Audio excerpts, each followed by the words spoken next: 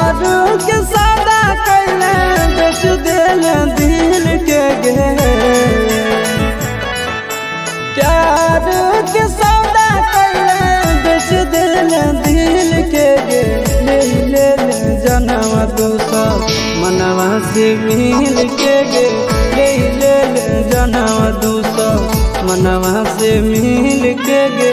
कोई गदारी भारी बुझल नहीं फिर के गे। कोई गदारी भारी बुझल नहीं फिर के गे। ले ले जनम दूसरा मनवा से मिल के गे। ले ले जनम दूसरा मनवा से मिल के गे।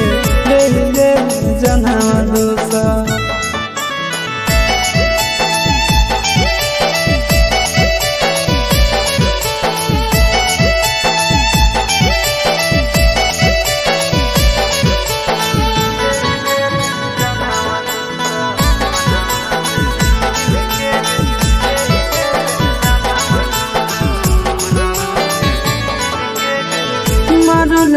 रहमी से बेवफा सनम गे।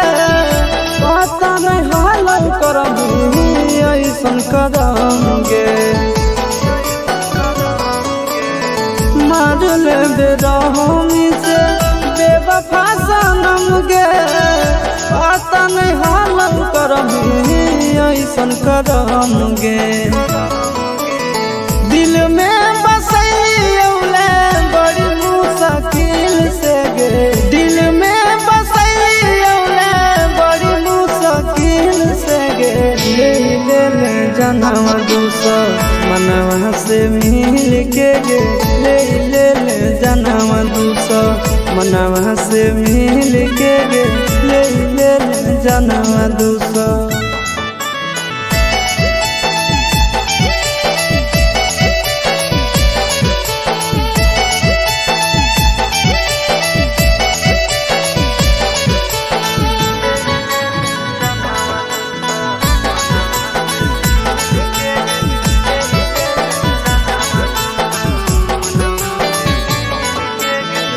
पैसा से प्यार हल दौलत के भूख गे।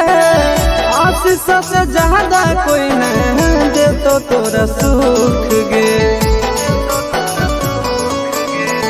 पैसा से प्यार हल दौलत के भूख गे। आशीष से ज्यादा कोई नहीं दे तो तोरा सुख गे। नंदन अमन के मारे खातिर बोलही कातिल के गे। नंदन अमन के मारे खातिर बोलही कातिल के गे। ले ले जनम दूसरा मनवा से मिल के गे। ले ले जनम दूसरा मनवा से मिल के गे। ले ले जनम दूसरा मनवा से मिल के गे।